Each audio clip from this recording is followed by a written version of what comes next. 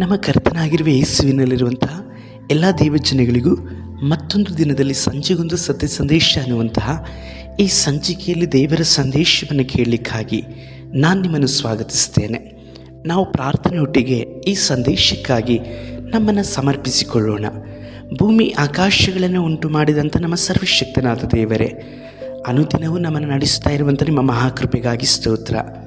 ಒಳ್ಳೆಯ ತಂದೆ, ಈ ದಿನವೂ ಕೂಡ ಮುಂಜಾನೆಯಿಂದ ಈವರೆಗೂ ನಮ್ಮ ಒಬ್ಬೊಬ್ಬರನ್ನು ನಿಮ್ಮ ಪವಿತ್ರವಾದಂಥ ಕರಗಳಲ್ಲಿ ಹಿಡಿದುಕೊಂಡು ರಕ್ಷಿಸಿದ್ದಕ್ಕಾಗಿ ಸ್ತೋತ್ರ.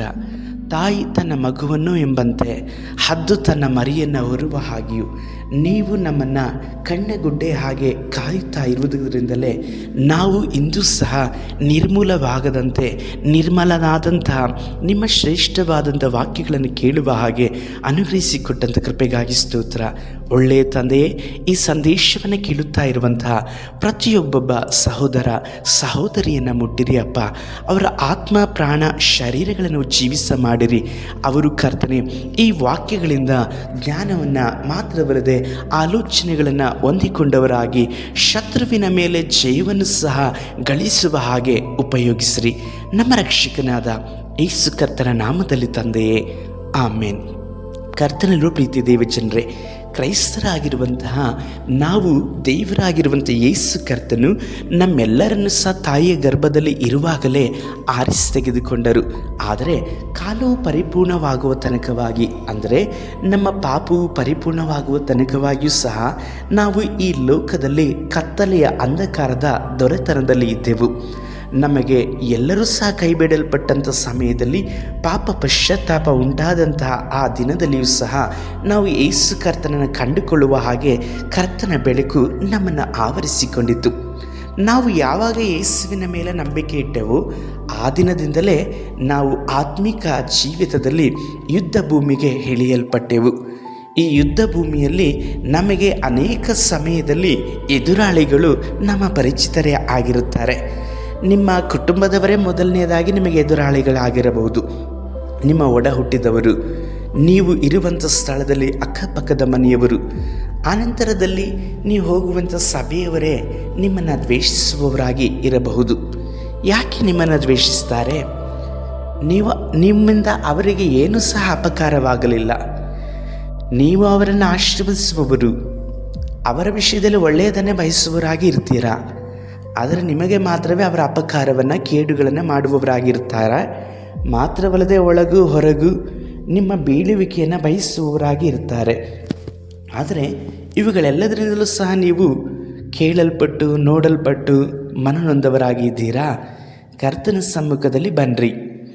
ಕರ್ತನು ನಿಮ್ಮನ್ನು ಉನ್ನತವಾದಂತಹ ಕರೆಯುವಿಕೆಯಿಂದ ಕರೆದಿದ್ದಾರೆ. ನಿಮಗಿಟ್ಟಿರುವಂತಹ ಪದವಿ, ನಿಮಗಿಡಲ್ಪಟ್ಟಿರುವಂತಹ ಊಟ ಅದು ಶ್ರೇಷ್ಠವಾದದ್ದು ಎಂಬುದಾಗಿ ತಿಳಿದುಕೊಂಡು ಕರ್ತನ ಮೇಲೆ ಇಡಲ್ಪಟ್ಟಂತಹ ಭರವಸೆಯನ್ನು ನೀವು ಬಿಡಬೇಡ್ರಿ. ನಿಶ್ಚಯವಾಗಿ ಕರ್ತನ ನಿಮ್ಮನ್ನು ಮೇಲೆತ್ತುವವರಾಗಿ ಇದ್ದಾರೆ. ನಾವು ಈ ಸಮಯದಲ್ಲಿ ದೇವರ ಸಂದೇಶವನ್ನು ಮೇಲ್ಶೀರ್ಷಿಕೆಯ ಪ್ರಕಾರವಾಗಿ ಧ್ಯಾನಿಸಲಿಕ್ಕಿದ್ದೇವೆ. 1 ಸಮುವೇಲನು ಬರೆದ ಪುಸ್ತಕ 24ನೇ ಅಧ್ಯಾಯದಲ್ಲಿ 14ನೇ ವಚನದಲ್ಲಿ ನಾವು ನೋಡಿಕೊಳ್ಳೋಣ. ಇಸ್ರಾಯೇಲರ ಅರಸೆ, ಯಾರನ್ನು ಹಿಂದಟ್ಟ ಹೊರಟಿದ್ದಿ? ಯಾರನ್ನು ಹಿಡಿಯಬೇಕೆಂದಿರುತ್ತಿ? ಸತ್ತ ನಾಯಿಯನ್ನೇ, ಒಂದು ಬಡ ಸೊಳ್ಳೆಯನ್ನೇ. ಇಲ್ಲಿ ಈ ಮಾತನ್ನು ದಾವೀದನು ಇಸ್ರಾಯೇಲರಿಗೆ ಆ ಸಮಯದಲ್ಲಿ ಅರಸನಾಗಿದ್ದಂಥ ಸೌಲನಿಗೆ ಹೇಳ್ತಾ ಇದ್ದಾನೆ. ಈ ಸಮಯದಲ್ಲಿ ಒಂದೇ ಅಭಿಷೇಕ, ಒಂದೇ ಕರೆಯುವಿಕೆಯಲ್ಲಿ ಇಬ್ಬರು ಇದ್ದಾರೆ. ಸೌಲನ್ನು ನೋಡುವುದಾದರೆ ಈಗ ಲೋಕ ಪ್ರಕಾರವಾಗಿ ಸೌಲನು ಇಸ್ರಾಯೇಲರಿಗೆ ಅರಸ. ಆದರೆ ದೇವರ ಪ್ರಕಾರವಾಗಿ ನೋಡುವುದಾದರೆ ದಾವೀದನು ಅರಸ. ದಾವೀದನ ಮೇಲೆ ಸೌಲನ ಮೇಲಿದ್ದಂತಹ ಆ ಅಭಿಷೇಕವು, ಆ ರಾಜ್ಯಾಭಿಷೇಕವು ಈಗ ದಾವೀದನ ಮೇಲೆ ಬಂದಿದೆ. ದಾವೀದನ ಮೇಲೆ ಬಂದಿದ್ದರಿಂದ ಸೌಲನಲ್ಲಿದ್ದಂತಹ ಆ ರಾಜ್ಯಾಭಿಷೇಕವು ಈಗ ಇಲ್ಲವಾಯಿತು. ಈಗ ಸೌಲನು ಸುಮಾರು 40 ವರ್ಷ ಇಸ್ರಾಯೇಲರನ್ನ ಆಳ್ವಿಕೆ ಮಾಡಿದ. ಈ 40 ವರ್ಷದಲ್ಲಿ 2 ವರ್ಷ ಮಾತ್ರವೇ ಅವನು ದೇವರಾತ್ಮನ ಅಭಿಷೇಕದ ಸಹಾಯದಿಂದ ಆಳ್ವಿಕೆ ಮಾಡಿದ. 2 ವರ್ಷದ ನಂತರದಲ್ಲೇ ಅವನು ದೇವರಿಗೆ ವಿರುದ್ಧವಾಗಿ ಪಾಪ ಮಾಡಿದನು. ದೇವರ ಮಾತುಗಳನ್ನು ತಳ್ಳಿಬಿಟ್ಟು ತನ್ನ ಮಾತುಗಳನ್ನು, ತನ್ನ ಕಾರ್ಯಗಳನ್ನು ಅವನು ಸಾಧಿಸಿದನು. ದೇವರು ಮಾಡಬೇಕೆಂಬುದಾಗಿ ಹೇಳಿರುವಂತಹ ಸಂಗತಿಗಳನ್ನು ಸಮುವೇಲನ ಮುಖಾಂತರವಾಗಿ ಅವನು ತಿಳಿದುಕೊಂಡರೂ ಸಹ ಹಾಗೆ ಅವನು ಮಾಡಲಿಲ್ಲ. ಬದಲಾಗಿ ಚೆನ್ನಾಗಿ ಕಾಣುವಂತಹ ಅನೇಕ ಪಶುಗಳನ್ನು ತನಗೋಸ್ಕರವಾಗಿ ಉಳಿಸಿಕೊಂಡನು. ಮಾತ್ರವಲ್ಲದೆ ಯಾಜಕನು ಪ್ರವಾದಿಯು ಮಾಡಬೇಕಾದಂಥ ಯಜ್ಞವನ್ನು ತಾನೇ ಕೈ ಹಾಕಲ್ಪಟ್ಟು ಮಾಡಲ್ಪಟ್ಟನು. ಅವನೇ ಹೇಳುವ ಪ್ರಕಾರವಾಗಿ ಜನಗಳಿಗೋಸ್ಕರವಾಗಿ ಅವನ ಯಜ್ಞಗಳನ್ನು ಮಾಡಲ್ಪಟ್ಟನು. ನಾವು ದೇವರಿಗೆ ಅರ್ಪಿಸಲ್ಪಡುವಂತಹ ಪ್ರಾರ್ಥನೆಗಳು, ಆರಾಧನೆಗಳು ಅದು ಜನಗಳಿಗೆ ಮೆಚ್ಚುಗೆಯಾಗಿ ಇರುವಂಥದ್ದಕ್ಕೋಸ್ಕರವಾಗಿ ಅಲ್ಲ. ನಮ್ಮ ಪ್ರಾರ್ಥನೆ, ನಮ್ಮ ಆರಾಧನೆಗಳು, ನಿಮ್ಮ ಒಂದೊಂದು ಸ್ತುತಿಗಳು, ನಿಮ್ಮ ಒಂದು ಕಾಣಿಕೆಗಳು, ಸಮರ್ಪಣೆಗಳೆಲ್ಲವೂ ಸಹ ಅದು ದೇವರಿಗೆ ಮೆಚ್ಚುಗೆ ಆಗಲಿಕ್ಕೋಸ್ಕರವಾಗಿ ಸಮರ್ಪಿಸಬೇಕು ವಿನಃ ಒಬ್ಬ ಸೇವಕರಿಗೆ ಮೆಚ್ಚುಗೆಯಾಗುವಂಥ ರೀತಿಯಲ್ಲೋ ಅಥವಾ ಇನ್ನೊಬ್ಬರು ನೋಡಲಿ ಎಂಬುದಾಗಿ ನೀವು ಸಲ್ಲಿಸುವಾಗ ಅದು ನಿಮ್ಮ ಆತ್ಮಕ್ಕೆ ನೀವು ಕೇಡನ್ನು ಮಾಡಿಕೊಂಡ ಹಾಗೆ. ಈ ಕಾರ್ಯಗಳನ್ನು ಸೌಲನು ಮಾಡಿಕೊಂಡನು. ಸೌಲನು ಯಜ್ಞಗಳನ್ನು ಅರ್ಪಿಸಿದ್ದು ಅದು ದೇವರ ನಿಮಿತ್ತವಾಗಿ ಅಲ್ಲ, ಜನಗಳ ನಿಮಿತ್ತವಾಗಿ ಯಜ್ಞಗಳನ್ನು ಅರ್ಪಿಸುತ್ತಾನೆ. ಈ ಎಲ್ಲ ಕಾರ್ಯಗಳಿಂದಾಗಿಯೇ ಕರ್ತನಾದಂಥ ದೇವರು ಸೌಲನನ್ನು ನಿರಾಕರಿಸಲ್ಪಟ್ಟು ದಾವೀದನನ್ನು ಅರಸನನ್ನಾಗಿ ಅವರು ಅಭಿಷೇಕಿಸಲ್ಪಟ್ಟರು. ದಾವೀದನು ದೇವರ ಹೃದಯಕ್ಕೆ ಒಪ್ಪುವಂಥ ಮನುಷ್ಯನಾಗಿದ್ದನೆಂಬುದಾಗಿ ಹೇಳಿ ಅಪೊಸ್ತಲರ ಕೃತ್ಯಗಳಲ್ಲಿ ನಾವು ನೋಡುತ್ತೇವೆ. ಹಾಗಾಗಿ ಹೇಗೆ ದಾವೀದನು ದೇವರಿಗೆ ಮೆಚ್ಚುಗೆ ಆದನು? ದಾವೀದನ ಆರಾಧನೆಗಳು, ಸ್ತುತಿಗಳು, ಸ್ತೋತ್ರಗಳು ಇವೆಲ್ಲವೂ ಸಹ ಅಡವಿಯಲ್ಲಿ ಕುರಿಯನ್ನು ಮೇಯಿಸುವಂಥ ಸಮಯದಲ್ಲಿರುವುದಾದರೂ ಆ ಸ್ಥಳಗಳಲ್ಲಿ ಯಾವ ಮನುಷ್ಯನಿಲ್ಲದಿದ್ದರೂ ಸಹ ಅವರನ್ನು ಯಾವಾಗಲೂ ನೋಡುವ ಆತನು ಘನಪಡಿಸುವವನಾಗಿ ಇದ್ದನು. ದಾವೀದನ ನಡವಳಿಕೆಗಳೆಲ್ಲವೂ, ಸ್ತೋತ್ರಗಳೆಲ್ಲವೂ ಕರ್ತನಿಗೆ ಮೆಚ್ಚುಗೆಯಾದಂಥದ್ದಿತ್ತು. ಮಾತ್ರವಲ್ಲದೆ ದಾವೀದನಿಗೆ ಕುರಿಗಳ ಮೇಲೆ ಇದ್ದಂಥ ವೈರಾಗ್ಯ, ಆ ಪ್ರಾಮಾಣಿಕತೆಯನ್ನು ಕರ್ತನು ಮೆಚ್ಚಲ್ಪಟ್ಟವರಾಗಿ ಇದ್ದರು. ಹಾಗಾಗಿ ದಾವೀದನ್ನು ಸಿದ್ಧಪಡಿಸುವ ತನಕವಾಗಿ ಸೌಲನನ್ನು ಅಭಿಷೇಕಿಸಲ್ಪಟ್ಟರು. ನಿಶ್ಚಯವಾಗಿ ನೋಡುವುದಾದರೆ ಸೌಲನ ಸಂತತಿಯೇ ಇಸ್ರಾಯೇಲರಿಗೆ ಈವರೆಗೂ ಸಹ ರಾಜನಾಗಿರಬೇಕೆಂಬುದಾಗಿ ದೇವರ ಚಿತ್ತವೇ ಆಗಿತ್ತು. ಆದರೆ ಆ ಚಿತ್ತವನ್ನು ನಿರಾಕರಿಸಲ್ಪಟ್ಟಂಥವನು ಸೌಲನು. ಇಂದು ಅನೇಕರ ಜೀವಿತದಲ್ಲಿ ದೇವರು ಇದೇ ರೀತಿಯಲ್ಲಿ ಆಶೀರ್ವದಿಸುತ್ತಾರೆ. ನಿಮ್ಮನ್ನು ಒಂದು ದೊಡ್ಡ ಉದ್ದೇಶಕ್ಕೋಸ್ಕರವಾಗಿ ದೇವರು ಆರಿಸಿ ತೆಗೆದುಕೊಂಡರು. ಒಂದು ಸ್ಥಳದಲ್ಲಿ ಸೇವೆಗಾಗಿಯೂ ಮಾತ್ರವಲ್ಲದೆ ಸಾಕ್ಷಿಯಾಗಿಯೂ ಕರ್ತನಿಗೆ ಮೆಚ್ಚುಗೆಯಾಗಿಯೂ ಮಾತ್ರವಲ್ಲದೆ ನಿಮ್ಮನ್ನು ವಿಶೇಷವಾಗಿ ಅನೇಕ ಜನಗಳ ಮುಂದೆ ಕರ್ತನ ಸಾಕ್ಷಿಗಳಾಗಲಿಕ್ಕಾಗಿಯೂ ಆರಿಸಿ ತೆಗೆದುಕೊಂಡರು. ಆದರೆ ಆ ಮಾರ್ಗದಲ್ಲಿ ನಡೆಯುತ್ತಾ ಇರುವಂಥ ಸಮಯದಲ್ಲಿ ಕೆಲವೊಂದು ಹೊಗಳಿಕೆಗಳು, ಸ್ಥಾನಮಾನಗಳು, ಜನಗಳ ಪ್ರೋತ್ಸಾಹಗಳು, ಜನಗಳ ಮಾತುಗಳು ಇವುಗಳು ಯಾವುದೂ ಸಹ ನಿಮ್ಮನ್ನು ಎಂದಿಗೂ ಸಹ ಕರ್ತನಿಂದ ದೂರವಾಗುವ ಹಾಗೆ ಮಾಡಬಾರದು. ನಿಮ್ಮ ಪಕ್ಕದಲ್ಲಿರುವಂಥವ್ರು, ನಿಮ್ಮ ಜೊತೆಯಲ್ಲಿ ಇರುವಂಥವರು ಆಗಿದ್ದರೂ ಸರಿ, ಅವರನ್ನು ಜನಗಳು ಹೊಗಳುವಂಥ ಸಮಯದಲ್ಲಿ ಅವರ ಮೇಲೆ ನಿಮಗೆ ಯಾವ ಹೊಟ್ಟೆ ಕಿಚ್ಚು ಸಹ ಬರಲೇಬಾರದು. ಯಾಕಂದರೆ ಹೊಟ್ಟೆ ಕಿಚ್ಚು ಅದು ಪರರನ್ನಲ್ಲ, ನಿಮ್ಮನ್ನೇ ನಾಶ ಮಾಡುವಂಥದ್ದಾಗಿ ಇರುತ್ತದೆ. ಇತರರು ನಿಮ್ಮನ್ನು ನೋಡಿ ಅದೇ ರೀತಿಯಲ್ಲಿ ಹೊಟ್ಟೆ ಕಿಚ್ಚುಪಟ್ಟರು. ನಿಮ್ಮ ಸಮೀಪದಲ್ಲಿರುವಂಥವರ ನೀವು ಬೆಳೆಯುವಂಥ ರೀತಿಯಲ್ಲಿ ನೋಡಿ, ಅಥವಾ ನಿಮ್ಮ ಸೇವಕರ ನಿಮ್ಮ ಬೆಳವಣಿಗೆಯನ್ನು ನೋಡಿ ಇವನು ನನಗಿಂತಲೂ ಎತ್ತರವಾಗಿ ಬಿಡ್ತಾನೆ, ಸಭೆಯನ್ನೇ ಇವನು ನಡೆಸುವಂಥ ಸಾಮರ್ಥ್ಯ ಉಂಟು, ಸಭೆಯನ್ನೇ ಇವನು ವಿಭಾಗ ಮಾಡಬಿಡುತ್ತಾನೇನೋ ಅನ್ನುವಂತಹ ಸಂಶಯಗಳು ಅವರಲ್ಲಿ ಹುಟ್ಟಲ್ಪಟ್ಟು ನಿಮಗೆ ಮಾಡಬೇಕಾದಂಥ ಅಥವಾ ನಿಮ್ಮನ್ನು ನಡೆಸಬೇಕಾದಂಥ ರೀತಿಯಲ್ಲಿ ಅವರು ನಡೆಸದೆ ಹೊಟ್ಟೆ ಉರಿಯನ್ನು ಪಡುತ್ತಾ ಇರ್ಬೋದು. ಆದರೆ ಈ ಹೊಟ್ಟೆ ಉರಿ ಅಥವಾ ಹೊಟ್ಟೆ ಕಿಚ್ಚು ಅವರನ್ನು ನಾಶ ಮಾಡುತ್ತದೆ ವಿನಃ ನಿಮ್ಮನ್ನಲ್ಲ. ನೀವೇ ಆಲೋಚನೆ ಮಾಡಿರಿ. ಒಂದು ಬೆಂಕಿ ಕೆಂಡವನ್ನು ನಿಮ್ಮ ಕೈಗಳ ಮೇಲೆ ಇಟ್ಟುಕೊಳ್ಳುವುದಾದರೆ ಅದು ಪಕ್ಕದವರ ಮೇಲೆ ನಿಮಗೆ ಕೋಪ ಇದೆ ಅಂತೇಳಿ ಇಟ್ಟುಕೊಳ್ಳೋಣ. ಪಕ್ಕದ ಮೇಲೆ ನಿಮಗೆ ಅವರ ಮೇಲೆ ಕೋಪವಿರಲ್ಪಟ್ಟು ಆ ಬೆಂಕಿಯ ಕೆಂಡವನ್ನು ನಿಮ್ಮ ಕೈಗಳ ಮೇಲೆ ಇಟ್ಟುಕೊಳ್ಳುವುದಾದರೆ ಅದು ನಿಮ್ಮನ್ನು ಸುಡುತ್ತದೆ ಅಥವಾ ಪಕ್ಕದಲ್ಲಿರುವಂಥವರನ್ನು ಸುಡುತ್ತದೋ? ನಿಮ್ಮನ್ನು ತಾನೇ ಸುಡಲ್ಪಡ್ತದೆ.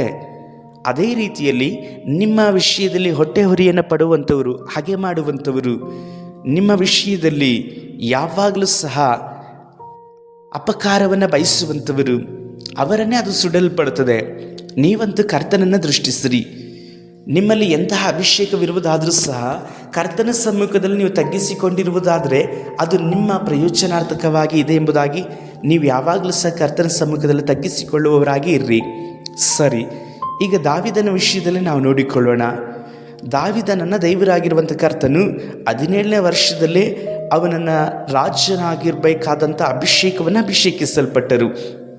ಆದರೆ ಅವನ ಅಭಿಷೇಕವನ್ನು ಹೊಂದಿಕೊಂಡ ತಕ್ಷಣದಲ್ಲೇ ರಾಜನಾಗಲಿಲ್ಲ. ಅವನಿಗೆ ಅನೇಕ ಸವಾಲುಗಳಿತ್ತು. ಅವನು ಗೊಲ್ಯಾತನನ್ನು ಸಾಯಿಸಲ್ಪಟ್ಟನು. ಆ ಸಾಯಿಸಲ್ಪಟ್ಟ ನಿಮಿತ್ತವಾಗಿ ಅವನಿಗೆ ಎಷ್ಟು ಹೊಗಳಿಕೆ ಜನಗಳಿಂದ ಬಂತು, ಅಷ್ಟೇ ಹಿಂಸೆ ಹೋರಾಟಗಳು ಜನಗಳ ನಿಮಿತ್ತವಾಗಿಯೂ ಮಾತ್ರವಲ್ಲದೆ ರಾಜನಾದಂತಹ ಸೌಲನಿಂದಲೂ ಸಹ ಬಂತು. ಈಗ ಸೌಲನು ದಾವೀದನನ್ನೇ ಮುಗಿಸಲಿಕ್ಕೋಸ್ಕರವಾಗಿ ಪ್ರಯತ್ನಿಸಿದ. ನಂತರದಲ್ಲಿ ದಾವೀದನು ಸೌಲನಿಂದ ತಪ್ಪಿಸಿಕೊಂಡು ಆನಂತರದಲ್ಲಿ ಅವನು ಅರಣ್ಯದಲ್ಲಿ ವಾಸಿಸ್ತಾ ಇದ್ದಾನೆ. ಅರಣ್ಯದಲ್ಲಿ ವಾಸ ಮಾಡುವಂಥ ಸಮಯದಲ್ಲೂ ಸಹ ಸೌಲನು ದಾವೀದನನ್ನು ಹಿಂದಟ್ಟಿ ಹೋದನು. ದಾವೀದನನ್ನು ಹಿಂದಟ್ಟಿ ಹೋಗುವಂಥ ಸಮಯದಲ್ಲಿ ಈ ಸೌಲನು ಹಾಗೆ ಮಾಡಲಿಕ್ಕಾಗಿ ಸೌಲನು ಮಾತ್ರವಲ್ಲದೆ ಸೌಲನ ಜೊತೆಯಲ್ಲಿದ್ದಂಥವರು ಸಹ ಅದಕ್ಕೆ ಪ್ರೋತ್ಸಾಹಿಸಲ್ಪಟ್ಟರು. ಇವರು ಒಂದು ಕಾಲದಲ್ಲಿ ದಾವೀದನನ್ನು ಹೊಗಳಲ್ಪಟ್ಟಂಥವರು, ಒಂದು ಕಾಲದಲ್ಲಿ ದಾವೀದನ ಜಯದಲ್ಲಿ ಸಂತೋಷಿಸಿದಂಥವರು. ದಾವೀದನನ್ನು ಹೊಗಳಲ್ಪಟ್ಟರು. ಅವನ ಕೀರ್ತಿಯನ್ನು ಎಲ್ಲ ಕಡೆಯೂ ಹರಡಿಸಿಕೊಂಡರು. ಯುದ್ಧ ಭೂಮಿಯಲ್ಲಿ ಗೊಲ್ಯಾತನನ್ನು ದಾವೀದನ ಹೊಡೆದನೆಂಬುದಾಗಿ ಹೇಳಿ ಜನಗಳಿಗೆ ಮುಂತಿಡಿಸಲ್ಪಟ್ಟರು. ಸೌಲನು 1000 ಗಟ್ಟಲೆ ಕೊಂಡನು, ದಾವೀದನು 10,000 ಗಟ್ಟಲೆ ಕೊಂದನು ಎಂಬುದಾಗಿ ಹೇಳಿ ಆ ಜನಗಳು ಹೇಳುವ ಹಾಗೆ ಪ್ರೋತ್ಸಾಹಿಸಲ್ಪಟ್ಟಂಥವರು. ಆದರೆ ಇಂದು ಇವರು ದಾವೀದನ ಪಕ್ಷವನ್ನು ಹಿಡಿದಿಲ್ಲ. ಯಾಕೆಂಬುದಾಗಿ ನೋಡುವುದಾದರೆ ದಾವೀದನು ರಾಜನಾಗಿ ಇಲ್ಲ, ಬದಲಾಗಿ ಅವರ ದೃಷ್ಟಿಯಲ್ಲಿ ರಾಜನಿಗೆ ದ್ರೋಹವನ್ನು ಮಾಡಿದವನಾಗಿ ಇದ್ದಾರೆ. ಹಾಗಾಗಿ ಅರಸನಾದಂತಹ ಸೌಲನ ಪಕ್ಷವನ್ನು ಹಿಡಿಯಲ್ಪಟ್ಟು ದಾವೀದನನ್ನು ಬಿಟ್ಟರು. ಈಗ ದಾವೀದನ ಬಿಟ್ಟಂಥ ಸಮಯದಲ್ಲಿ ಅಷ್ಟಕ್ಕೆ ಇವರು ಸುಮ್ಮನಾಗಲಿಲ್ಲ. ದಾವೀದನಿರುವಂಥ ಸ್ಥಳಗಳನ್ನು ಅರಸನಾದಂಥ ಸೌಲನಿಗೆ ತಿಳಿಸಲ್ಪಟ್ಟು ಸಂಪೂರ್ಣವಾಗಿ ದಾವೀದನನ್ನು ಮುಗಿಸಲಿಕ್ಕಾಗಿ ಪ್ರಯತ್ನಿಸಿದರು. ಇದರಿಂದ ಅವರಿಗೇನು ಲಾಭ ಎಂಬುದಾಗಿ ಪ್ರಶ್ನೆ. ಅವರಿಗೇನು ಲಾಭ ಇರಲಿಲ್ಲ, ಆದರೆ ಸೌಲನಿಂದ ಅವರು ಹೊಗಳಿಕೆಯನ್ನು ಪದವಿಗಳನ್ನು ನಿರೀಕ್ಷಿಸಿರಬಹುದು. ಆ ನಿಮಿತ್ತವಾಗಿ ಸೌಲನು ಅನೇಕ ಸಮಯದಲ್ಲಿ ಬಯಸದೇ ಇರುವುದಾದರೂ ಸಹ ಸೌಲನು ದಾವೀದನ ಸ್ಥಳಕ್ಕೆ ಹೋಗುವ ಹಾಗೆಯೂ ದಾವೀದನಿರುವಂತಹ ಸ್ಥಳಗಳನ್ನು ಸೌಲನಿಗೆ ತಿಳಿಸುವ ಹಾಗೆಯೂ ಮಾತ್ರವಲ್ಲದೆ ದಾವೀದನ ಮೇಲೆ ದ್ವೇಷವನ್ನು ಹುಟ್ಟಿಸುವವರಾಗಿಯೂ ಸಹ ಇರಲ್ಪಟ್ಟರು. ಈಗ ಅವರ ಮಾತುಗಳನ್ನು ಕೇಳಿಕೊಂಡೇ ದಾವೀದನನ್ನು ಸೌಲನು ಹಿಂದಟ್ಟಿದ್ದಾನೆ.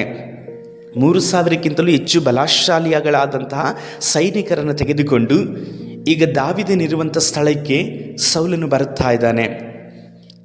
ಆ ಸ್ಥಳಕ್ಕೆ ಬಂದ ನಂತರದಲ್ಲಿ ದಾವೀದನು ಒಂದು ಗವಿಯಲ್ಲಿ ಅಡಗಿಕೊಂಡು ಇದ್ದಾನೆ.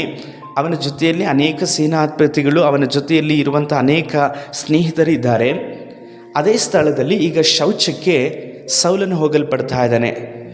ಶೌಚಕ್ಕೆ ಹೋಗಲ್ಪಡುವಂಥ ಸಮಯದಲ್ಲಿ ಇದನ್ನು ದಾವೀದನ ಬಳಿಯಲ್ಲಿ ಇದ್ದಂಥವರು ಕಂಡು, ಅಗು ನಿನ್ನ ವೈರಿಯನ್ನು ಕರ್ತನು ನಿನ್ನ ಕೈಗೆ ನೇಮಿಸಿಕೊಟ್ಟಿದ್ದಾರೆ, ನಿನ್ನ ವೈರಿ ಆಗಿರುವಂಥ ಸೌಲನನ್ನು ಕರ್ತನು ನಿನ್ನ ಕೈಗಳಿಗೆ ಒಪ್ಪಿಸಿಕೊಟ್ಟಿದ್ದಾರೆ, ಆದುದರಿಂದ ಅವನನ್ನು ಈಗ ಹೊಡೆ ಎಂಬುದಾಗಿ ಹೇಳಿ ದಾವೀದನ ಜೊತೆಯಲ್ಲಿದ್ದಂಥವರು ಆಲೋಚನೆಯನ್ನು ಕೊಟ್ಟರು.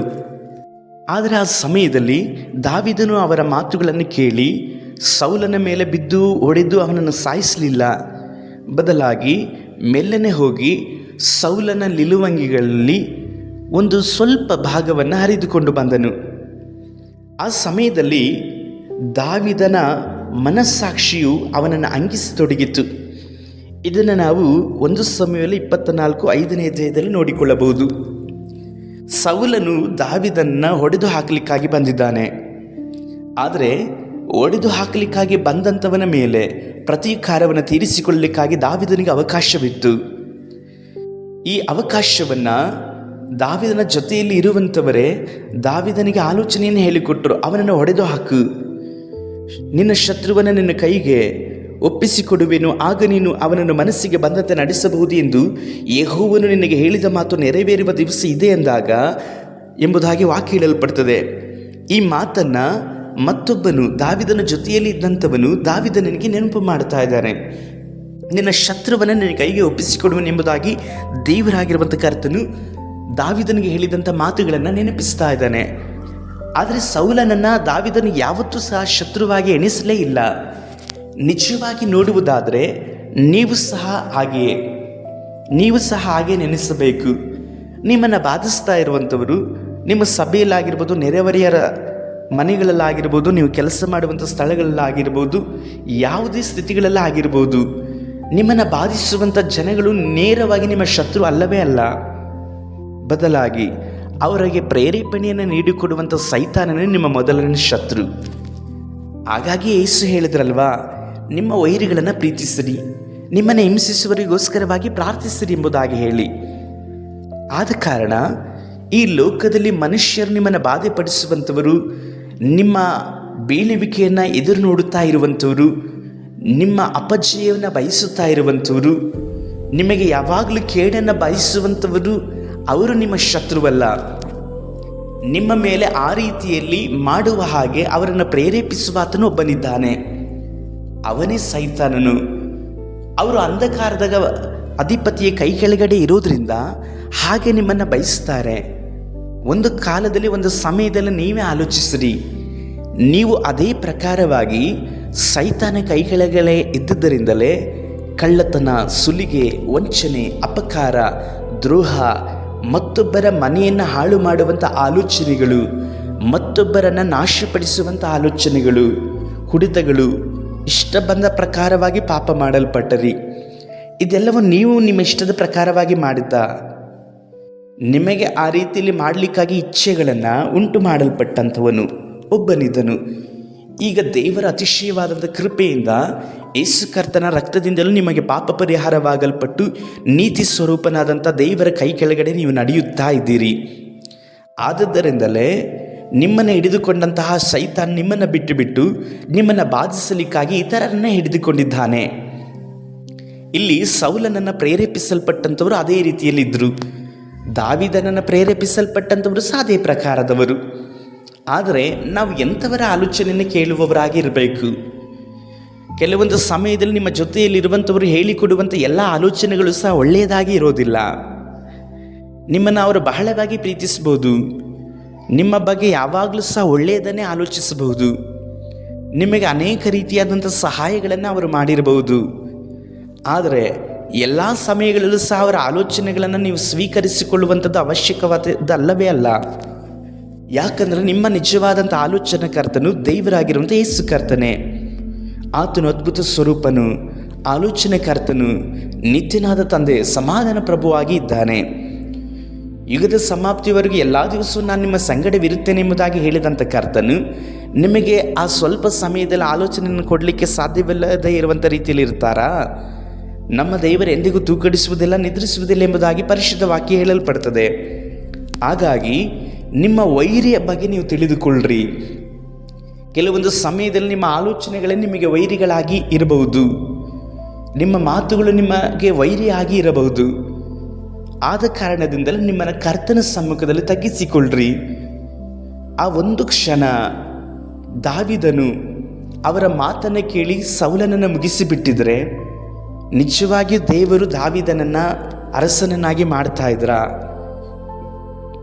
ನಾನು ನೆನೆಸ್ತೇನೆ, ಇಲ್ಲವೇ ಇಲ್ಲ. ಯಾಕೆ ಗೊತ್ತಾ? ದಾವೀದನನ್ನು ದೇವರು ಹೇಗೆ ಆರಿಸಿಕೊಂಡರು, ಸೌಲನನ್ನು ದೇವರು ಅದೇ ರೀತಿಯಲ್ಲಿ ಆರಿಸಿಕೊಂಡಿದ್ದರು. ಆದರೆ ಸೌಲನು ದೇವರಿಗೆ ವಿರೋಧವಾಗಿ ನಡೆದುಕೊಂಡನಲ್ವಾ, ಅವಿಧೇನಾದವನಲ್ವಾ ಎಂಬುದಾಗಿ ನೀವು ಹೇಳಿರ್ಬೋದು. ಅವಿಧೇನಾದರೂ ಅವನು ವಿರೋಧವಾಗಿ ನಡೆದುಕೊಂಡ ನಿಜವೇ. ಹಾಗಿದ್ದ ಮಾತ್ರದಲ್ಲಿ ದೇವರೇ ಅವನನ್ನು ಆ ಸಮಯದಲ್ಲಿ ಒಡೆದು ಹಾಕ್ಬೋದಾಗಿತ್ತಲ್ವಾ? ಕೆಲವೊಂದು ಅವಕಾಶಗಳನ್ನು ಎಲ್ಲರಿಗೂ ಸಹ ದೇವರು ಕೊಡ್ತಾರೆ. ಇಂದು ನನ್ನನ್ನೇ ನಾವು ತೆಗೆದುಕೊಳ್ಳುವಾಗ ನಾವು ದೇವರಿಗೆ ಎಷ್ಟು ವಿಧವಾಗಿ ಅವಿಧೇಯರಾಗಿ ನಡೆದುಕೊಂಡಿದ್ದೇವಲ್ವಾ? ರಕ್ಷಣೆ ಹೊಂದಿದಂಥ ಈ ದಿನದವರೆಗೂ ನೀವು ಯಾವುದೇ ತಪ್ಪುಗಳನ್ನು ಮಾಡಲಿಲ್ವಾ? ಕೆಲವೊಂದು ಸಮಯದಲ್ಲಿ ಅನ್ಯರು ಮಾಡದೇ ಇರುವಂಥ ತಪ್ಪುಗಳನ್ನು ವಿಶ್ವಾಸಿಗಳು ಮಾಡ್ತಾ ಇದ್ದಾರೆ. ದೇವರನ್ನು ಅರಿಯದಂಥವರು ಮಾಡದೇ ಇರುವಂಥ ತಪ್ಪುಗಳನ್ನು ದೇವರ ಬಗ್ಗೆ ತಿಳಿದಂಥವರು, ದೀಕ್ಷಾಸ್ನಾನ ತೆಗೆದುಕೊಂಡಂಥವರು, ಸೇವೆಯನ್ನು ಮಾಡುವಂಥವರು ಮಾಡ್ತಾ ಇದ್ದಾರೆ. ಆದರೂ ದೇವರು ಯಾಕೆ ನಿಮ್ಮನ್ನು ಹೊಡೆಯಲಿಲ್ಲ? ನಿಮಗೆ ಕರುಣೆಯನ್ನು ತೋರಿಸಿದ್ರಲ್ವಾ? ಅದೇ ಪ್ರಕಾರವಾಗಿ ಸೌಲನಿಗೂ ಸಹ ದೇವರು ಕರುಣೆಯನ್ನು ತೋರಿಸಲ್ಪಟ್ಟರು. ಮಾತ್ರವಲ್ಲದೆ ದಾವೀದನನ್ನು ಯಾವಾಗಲೂ ದೇವರ ಆಲೋಚನೆ ಹೇಳಿಕೊಟ್ಟು ನಡೆಸ್ತಾ ಇದ್ದರಿಂದಲೇ ಸೌಲನನ್ನು ಒಡೆಯದ ಹಾಗೆ, ಸೌಲನ ರಕ್ತವನ್ನು ಸುರಿಸದ ಹಾಗೆ ದಾವೀದನಲ್ಲಿದ್ದಂಥ ದೇವರ ಆತ್ಮನು ದಾವೀದನಿಗೆ ಆಲೋಚನೆಯನ್ನು ಹೇಳಿಕೊಟ್ಟರು. ಆದರೆ ದಾವೀದನಲ್ಲಿ ಎಂಥ ಮನಸ್ಸಾಕ್ಷಿ ಇತ್ತು ನೋಡ್ರಿ. ಸೌಲನನ್ನು ಹೊಡೆಯಲಿಲ್ಲ, ಆದರೆ ಅವನ ಬಟ್ಟೆಯಲ್ಲಿ ಒಂದು ಸಣ್ಣದಾದಂತಹ ತುಂಡನ್ನು ಹರಿದು ಹಾಕಲ್ಪಟ್ಟನು. ಆದರೂ ಸಹ ದಾವಿದನ ಮನಸ್ಸಾಕ್ಷಿ ಅವನಿಗೆ ಚುಚ್ಚಿತು. ನಾನು ಅಭಿಷಕ್ತನ ಬಟ್ಟೆಯನ್ನು ಈ ರೀತಿಯಲ್ಲಿ ನಾನು ತೆಗೆದುಕೊಂಡು ಬಿಟ್ಟನಲ್ವಾ ಎಂಬುದಾಗಿ ಹೇಳಿ. ಆದುದರಲ್ಲಿ ಅವನು ತನ್ನ ಜನರಿಗೆ ಹೇಳ್ತಾನೆ, ಅವನು ಯೆಹೋವನಿಂದ ಅಭಿಷೇಕಿಸಲ್ಪಟ್ಟವನು, ನನ್ನ ಒಡೆಯವನು ಆಗಿದ್ದಾನೆ.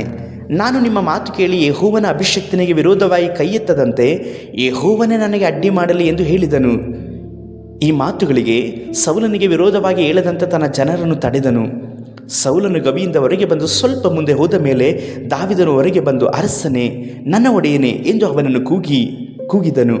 ಸೌಲನು ಹಿಂದಿರುಗಿ ನೋಡಲು ಅವನಿಗೆ ಸಾಷ್ಟಾಂಗ ನಮಸ್ಕಾರ ಮಾಡಿ, ದಾವಿದನು ನಿನಗೆ ಕೇಡು ಮಾಡಬೇಕೆಂದಿರುತ್ತಾನೆಂದು ಹೇಳುವವರ ಮಾತಿಗೆ ನೀನೇಕೆ ಕಿವಿಗೊಡುತ್ತೀ? ಇವತ್ತು ಯೆಹೋವ ದೇವರು ಗವಿಯಲ್ಲಿ ನಿನ್ನನ್ನು ನನ್ನ ಕೈಗೆ ಒಪ್ಪಿಸಿಕೊಟ್ಟಿದ್ದಾನೆಂಬುದನ್ನು ಈಗ ನಿನಗೆ ಗೊತ್ತಾಯಿತಲ್ಲವೋ? ನಿನ್ನನ್ನು ಕೊಂದು ಬಿಡಬೇಕೆಂದು ಕೆಲವರು ನನಗೆ ಹೇಳಿದರು. ಆದರೆ ನಾನು ಅವರಿಗೆ ಯೆಹೋವನ ಅಭಿಷಕ್ತನಾದ ನನ್ನ ಒಡೆಯನ ಮೇಲೆ ಕೈ ಹಾಕುವುದಿಲ್ಲ ಎಂದು ಹೇಳಿ ನಿನ್ನನ್ನು ಉಳಿಸಿದನು. ನನ್ನ ತಂದೆಯೇ, ಇಗೋ ನೋಡು, ನನ್ನ ಕೈಯಲ್ಲಿ ನಿನ್ನ ನಿಲುವಂಗಿಯ ತುಂಡು ಇದೆ. ನಾನು ನಿನ್ನನ್ನು ಕೊಲ್ಲದೆ ನಿನ್ನ ನಿಲುವಂಗಿಯ ಮೂಲೆಯನ್ನು ಕತ್ತರಿಸಿಕೊಂಡೆನಷ್ಟೇ. ಇದರಿಂದ ನನ್ನಲ್ಲಿ ಯಾವ ದೋಷವೂ ಅಪರಾಧವೂ ಇರುವುದಿಲ್ಲ. ನಾನು ನಿನಗೆ ವಿರೋಧವಾಗಿ ದ್ರೋಹ ಮಾಡಲಿಲ್ಲ ಎಂದು ತಿಳಿದುಕೋ. ಆದರೂ ನೀನು ನನ್ನ ಪ್ರಾಣಕ್ಕೆ ಹೊಂಚು ಹಾಕುತ್ತಿರುವೆಯಲ್ಲ. ಯೆಹೋವನೇ ನಮ್ಮ ಉಭಯತರ ವ್ಯಾಜ್ಯವನ್ನು ತೀರಿಸಲಿ. ಆತನೇ ನನಗೋಸ್ಕರ ನಿನಗೆ ಮುಯ್ಯಿ ತೀರಿಸಲಿ. ನಾನಂತೂ ನಿನಗೆ ವಿರೋಧವಾಗಿ ಕೈ ಎತ್ತುವುದಿಲ್ಲ. ನೋಡ್ರಿ, ದಾವಿದನ ಮಾತುಗಳನ್ನು ನೋಡ್ರಿ. ನಾನು ನಿನಗೆ ವಿರೋಧವಾಗಿ ಕೈ ಎತ್ತುವುದಿಲ್ಲ. ನೀನು ಕೆಲವರ ಮಾತುಗಳನ್ನು ಕೇಳಿಕೊಂಡೆ ನನ್ನನ್ನು ಸಾಯಿಸಲಿಕ್ಕಾಗಿ ನೀನು ಬಂದಿದ್ದಿ. ಅದೇ ರೀತಿಯಲ್ಲಿ ನಾನು ನನ್ನ ಜೊತೆಯಲ್ಲಿರುವಂಥವರ ಮಾತುಗಳನ್ನು ನಿನ್ನ ಕೇಳುವುದಾಗಿದ್ದರೆ ನಿನ್ನನ್ನು ಸಾಯಿಸ್ತಾ ಇದ್ದೆ. ನೀನು ನಿನ್ನ ಜೊತೆಯಲ್ಲಿರುವಂಥವರ ಮಾತುಗಳನ್ನು ಕೇಳಿ ನನ್ನನ್ನು ಸಾಯಿಸಲಿಕ್ಕಾಗಿ, ಕೊಲ್ಲುವುದಕ್ಕೋಸ್ಕರವಾಗಿ ಬಂದಿದ್ದೀಯಲ್ವ ಎಂಬುದಾಗಿ ಹೇಳ್ತಾ ಇದ್ದಾನೆ. ಪ್ರಿಯರೇ, ನಿಮ್ಮ ವೈರಿ ಯಾರೆಂಬುದಾಗಿ ಹೇಳಿ ನೀವು ಮೊದಲು ತಿಳಿದುಕೊಳ್ಳ್ರಿ. ಆನಂತರದಲ್ಲಿ ಇತರರನ್ನು ನೀವು ದ್ವೇಷ ಮಾಡ್ತಾ ಇರುವಂಥದ್ದು ತಪ್ಪಾ ಸರಿನಾ ನೀವೇ ಆಲೋಚಿಸಿಕೊಳ್ಳ್ರಿ. ನಿಮ್ಮನ್ನು ಎಷ್ಟು ಮಾತ್ರಕ್ಕೂ ಎಂಥ ವಿಶೇಷವಾದ ಅಭಿಷೇಕ ನಿಮ್ಮಲ್ಲಿ ಇರುವುದಾದರೂ ಸಹ ನಿಮ್ಮನ್ನು ಸಂಪೂರ್ಣವಾಗಿ ತಗ್ಗಿಸಿಕೊಳ್ಳ್ರಿ. ಕರ್ತನ ಅಭಿಷೇಕವಿಲ್ಲವಾದರೆ ನಾವೆಲ್ಲರೂ ಸಹ ಬರೀ ಮನುಷ್ಯ ಮಾತ್ರದವರು ಅಷ್ಟೇ.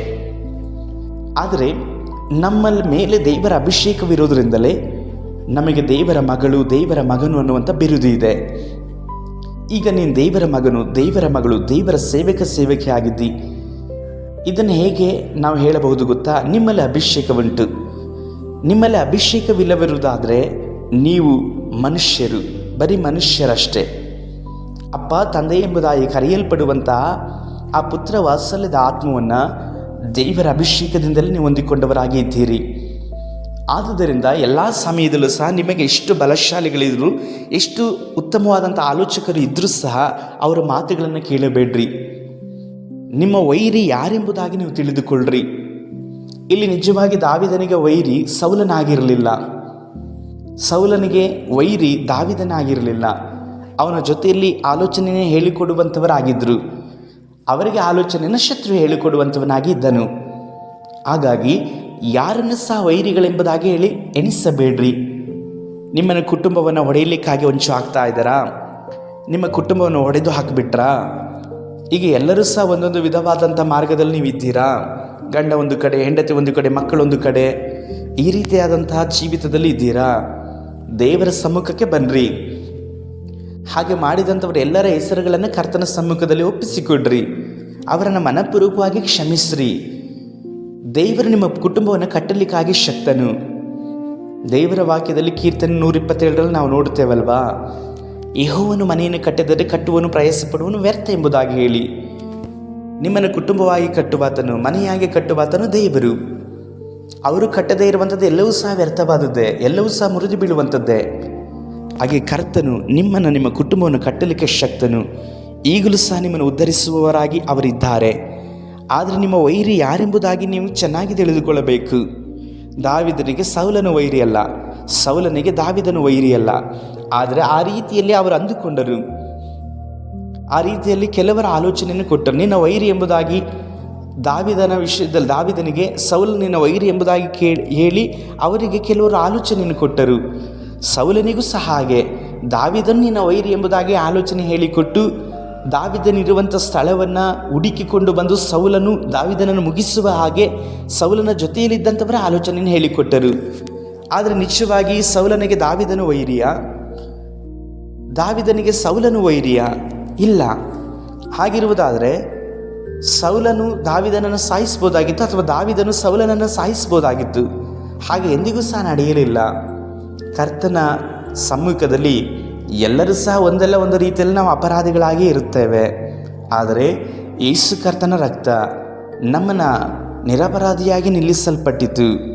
ಯೇಸು ಕರ್ತನ ರಕ್ತ ನಮ್ಮನ್ನು ತಂದೆಯ ಬಳಿಯಲ್ಲಿ ಪರಿಶುದ್ಧರಾಗಿ ನಿಲ್ಲಿಸಲ್ಪಟ್ಟಿತು. ಇಂದು ಪ್ರಿಯರೇ, ನಿಮ್ಮ ಜೀವಿತದಲ್ಲಿ ಯಾರನ್ನು ನೀವು ಹಾಗೆ ಮಾಡ್ತಾ ಇದ್ದೀರೋ, ಯಾರನ್ನು ನೀವು ವೈರಿಯಾಗಿ ಎಣಿಸ್ತಾ ಇದ್ದೀರೋ ಅವರಿಗೋಸ್ಕರವಾಗಿ ಕ್ಷಮಿಸಿರಿ, ಪ್ರಾರ್ಥನೆ ಮಾಡಿರಿ. ನಿಮ್ಮ ವೈರಿ ಯಾರು ಗೊತ್ತಾ? ಸೈತಾನನು. ಅವನು ಮಾತ್ರವೇ ನಿಮಗೆ ವೈರಿ, ಅವನು ಮಾತ್ರವೇ ನಿಮಗೆ ಶತ್ರು, ಇನ್ಯಾರೂ ಅಲ್ಲ. ಈ ಥರ ನಿಮ್ಮನ್ನು ಬಾಧಿಸ್ತಾ ಇದ್ದಾರಾ? ಹಾಗಾದರೆ ಅವರು ನನ್ನನ್ನು ಯಾಕೆ ಬಾಧಿಸಿದ್ರು? ನನ್ನ ಬಗ್ಗೆ ಅಪಪ್ರಚಾರ ಮಾಡಿದ್ರು, ನಾನು ಬೀಳುವುದಕ್ಕೋಸ್ಕರವಾಗಿ ಕಾರಣವಾದರು ಎಂಬುದಾಗಿ ಹೇಳ್ತಾ ಇದ್ದೀರಾ? ಅವರಿಗೋಸ್ಕರವಾಗಿ ಪ್ರಾರ್ಥನೆ ಮಾಡಿ. ಅವರನ್ನು ಆ ರೀತಿಯಲ್ಲಿ ಉಪಯೋಗಿಸ್ತಿರುವಂಥ ಸೈತಾನನ ಬಂಧನಗಳಿಂದ ಅವರು ಬಿಡುಗಡೆ ಆಗಬೇಕು. ಅದು ನಿಮ್ಮ ಪ್ರಾರ್ಥನೆಯಿಂದ ಸಾಧ್ಯ, ನಿಮ್ಮ ಕ್ಷಮಿಸುವಿಕೆಯಿಂದ ಸಾಧ್ಯ. ಕರ್ತನು ನಿಮ್ಮನ್ನು ಅದೇ ರೀತಿಯಲ್ಲಿ ಉಪಯೋಗಿಸಲ್ಪಡ್ತಾರೆ. ಸೌಲನನ್ನು ದಾವಿದನು ಸಂಪೂರ್ಣವಾಗಿ ಕ್ಷಮಿಸಿದನು. ಆದುದರಿಂದಲೇ ದಾವಿದನು ಉನ್ನತವಾದಂಥ ಮಟ್ಟಕ್ಕೆ ಅವನ ಸಂತತಿ ಈವರೆಗೂ ಸಹ ಸಿಂಹಾಸನದಲ್ಲಿರುವ ಹಾಗೆ ಕರ್ತನು ಮಾಡಲ್ಪಟ್ಟರು. ಕ್ಷಮೆ ಇಷ್ಟು ದೊಡ್ಡ ಆಶೀರ್ವಾದವನ್ನು ತಂದು ಕೊಡುತ್ತದಲ್ವಾ? ಆದುದರಿಂದ ಪ್ರಿಯ ದೇವರ ಮಗನೇ, ಮಗಳೇ, ನಿನ್ನ ವೈರಿ ಯಾರೆಂಬುದಾಗಿ ತಿಳಿದುಕೋ. ಆನಂತರದಲ್ಲಿ ನೀನು ಯುದ್ಧವನ್ನು ಮಾಡು. ಎಲ್ಲ ಸಮಯದಲ್ಲಿ ಕತ್ತಿ ಗುರಾಣಿಗಳನ್ನು ಹಿಡಿದುಕೊಂಡು ಯುದ್ಧವನ್ನು ಮಾಡುವಂಥದ್ದು ಉತ್ತಮವಾದದ್ದಲ್ಲ. ಮೊಣಕಾಲುಗಳು. ದಾವಿದನ ಜೀವಿತ ಯಶಸ್ಸು ಏನು ಗೊತ್ತಾ? ಪ್ರಾರ್ಥನೆ. ಅವನು ಪ್ರಾರ್ಥನೆ ಮಾಡುವಂಥ ದೈವ ಮನುಷ್ಯನಾಗಿದ್ದನು. ಆ ಪ್ರಾರ್ಥನೆಯಿಂದಾಗಿಯೇ ಕರ್ತನು ಅವನನ್ನು ಮೆಚ್ಚಿಕೊಂಡನು. ಸ್ತುತಿಸಲ್ಪಡುವಂಥ ದೈವ ಮನುಷ್ಯನು ದಾವಿದನು. ಅವನು ಸ್ತುತಿಸುವಾಗ, ಆರಾಧಿಸುವಾಗ, ಕಿನ್ನರಿಯನ್ನು ಬಾರಿಸುವಂಥ ಸಮಯದಲ್ಲಿ ಸೈತಾನನೇ ಓಡಿ ಹೋಗ್ತಾ ಇದ್ದ. ಇಂದು ನಿಮ್ಮನ್ನು ಅದೇ ರೀತಿಯಾದಂತಹ ಅಭಿಷೇಕವನ್ನು ಕರ್ತನ ನೀಡಲ್ಪಟ್ಟಿದ್ದಾರೆ. ಸ್ತುತಿಸಿರಿ, ಪ್ರಾರ್ಥಿಸಿರಿ, ಆರಾಧಿಸಿರಿ, ಕ್ಷಮಿಸುವಂಥವ್ರನ್ನ ಕ್ಷಮಿಸಿರಿ, ಇತರರಿಗಾಗಿ ಪ್ರಾರ್ಥಿಸುವಂಥದ್ದನ್ನು ಮರೆಯಬೇಡ್ರಿ. ಕಡೆಯದಾಗಿ ಮತ್ತೊಮ್ಮೆ ಹೇಳುತ್ತೇನೆ, ನಿಮ್ಮ ವೈರಿ ಯಾರೆಂಬುದಾಗಿ ತಿಳಿದುಕೊಂಡು ಯುದ್ಧವನ್ನು ಮಾಡಿರಿ. ಪ್ರಾರ್ಥನೆ ಮಾಡೋಣ. ಒಳ್ಳೆಯ ತಂದೆಯೇ, ನಮ್ಮ ಸರ್ವಶಕ್ತನಾದ ದೇವರೇ, ಈ ಸಹೋದರ ಸಹೋದರಿಗಾಗಿ ಸ್ತೋತ್ರ. ಇವರ ಜೀವಿತದಲ್ಲಿ ಅನೇಕ ಸಂಭವಗಳು, ಸಂಗತಿಗಳು ನಡೆಯಲ್ಪಟ್ಟವರಾಗಿದ್ದರು. ಇವರನ್ನು ಅನೇಕರು ಬಾಧಿಸಿದ್ರು. ಅವರನ್ನೇ ಇವರು ವೈರಿಗಳೆಂಬುದಾಗಿ ಎಣಿಸಿಕೊಂಡರಪ್ಪ. ಈ ಸಂದೇಶದ ಮುಖಾಂತರವಾಗಿ ಇವರ ಕಣ್ಣುಗಳನ್ನು ತೆರೆಪಡಿಸಿರಿ. ಇವರು ಇನ್ನು ಮೇಲೆ ಯಾವ ವಿಧವಾಗಿಯೂ ಸಹ ಆತ್ಮಿಕ ಯುದ್ಧವನ್ನು ಮಾಡಲಿಕ್ಕಾಗಿಯೂ, ಕರ್ತನೆ ಆ ಯುದ್ಧದಲ್ಲಿ ಜಯವನ್ನು ಗಳಿಸಲಿಕ್ಕಾಗಿ ಸಹಾಯ ಮಾಡಿರಿ. ಇತರರಿಗಾಗಿ ಪ್ರಾರ್ಥಿಸುವಂಥ, ಇತರರನ್ನು ಕ್ಷಮಿಸುವಂತಹ ಮನಸ್ಸನ್ನು ಇವರಿಗೆ ಕೊಟ್ಟು, ಇವರಿಗೆ ನೇಮಕಾಲವಾಗಲ್ಪಟ್ಟಂಥ ನಿಮ್ಮ ಓಟದಲ್ಲಿ ಇವರು ಸ್ಥಿರವಾಗಿ ಓಡುವ ಹಾಗೆ ಸಹಾಯಿಸಿರಿ. ನಮ್ಮ ರಕ್ಷಕನಾದ ಯೇಸು ಕರ್ತನ ನಾಮದಲ್ಲಿ ತಂದೆಯೇ, ಆಮೇನ್. ಕರ್ತನಲ್ಲಿರುವ ಪ್ರೀತಿ ದೇವಿ ಜನರೇ, ಈ ಸಂದೇಶ ನಿಮಗೆ ಆಶೀರ್ವಾದಕರವಾಗಿತ್ತು ಎಂಬುದಾಗಿ ನಾನು ನಂಬುತ್ತೇನೆ. ಇದನ್ನು ಇತರರಿಗೆ ಕಳುಹಿಸಿಕೊಡ್ರಿ. ಮಾತ್ರವಲ್ಲದೆ ನಮ್ಮ ಮುಂಜಾನೆಯ ಸಂದೇಶಗಳು, ಸಂಜೆ ಸಂದೇಶಗಳು ನಿಮಗೆ ನೇರವಾಗಿ ತಲುಪಬೇಕಾದರೆ ಈ ಒಂದು ಚಾನಲ್ಗೆ ನೀವು ಸಬ್ಸ್ಕ್ರೈಬ್ ಆಗುವಂಥದ್ದನ್ನು ಮರೆಯಬೇಡ್ರಿ. ಮಾತ್ರವಲ್ಲದೆ ನಿಮ್ಮ ಯಾವ ಪ್ರಾರ್ಥನೆ ಮನವಿಗಳಿರುವುದಾದರೂ ನಮ್ಮೊಡನೆ ಹಂಚಿಕೊಳ್ಳ್ರಿ. ನಾವು ನಿಮಗೋಸ್ಕರವಾಗಿ ಪ್ರಾರ್ಥಿಸುವಂಥದ್ರಲ್ಲಿ ಆಸಕ್ತಿಯು, ಸಂತೋಷವುಳ್ಳವರಾಗಿರುತ್ತೇವೆ. ನಮಗಾಗಿಯೂ ಪ್ರಾರ್ಥನೆ ಮಾಡಿರಿ. ಕರ್ತನ ನಮಗೆ ಕೊಟ್ಟಿರುವಂತಹ ಈ ಸೇವೆಯನ್ನು ನಂಬಿಗಸ್ತರಾಗಿ ಮಾಡುವ ಹಾಗೆ, ನಮಗೊದಗಿರುವಂಥ ಎಲ್ಲ ಉಪದ್ರವಗಳಿಂದ ತಪ್ಪಿಸುವುದಕ್ಕೋಸ್ಕರವಾಗಿ ಪ್ರಾರ್ಥನೆ ಮಾಡಿರಿ. ನಾವು ಒಬ್ಬರಿಗೊಬ್ಬರು ಪ್ರಾರ್ಥಿಸಿಕೊಳ್ಳುತ್ತಾ ತಂದೆಯ ರಾಜ್ಯದಲ್ಲಿ ಕರ್ತನೊಡನೆ ಸೇರೋಣ. ಅಲ್ಲಿವರೆಗೂ ಕರ್ತ ನಿಮ್ಮನ್ನು ಆಶೀರ್ವಾದ ಮಾಡಲಿ. ದೇವರ ಚಿತ್ತವಿರುವುದಾದರೆ, ಕರ್ತನ ಬರೋಣ ತಡವಾಗುವುದಾದರೆ ಮತ್ತೊಂದು ದಿನದಲ್ಲಿ ಸಂಜೆಗೊಂದು ಸತ್ಯ ಸಂದೇಶದಲ್ಲಿ ನಾವು ಕಾಣಿಸಿಕೊಳ್ಳೋಣ. ಅಲ್ಲಿವರೆಗೂ ದೇವರಾಗಿರುವಂಥ ಯೇಸು ನಿಮ್ಮನ್ನು ಆಶೀರ್ವಾದ ಮಾಡಲಿ. ಶುಭ ಸಂಜೆ.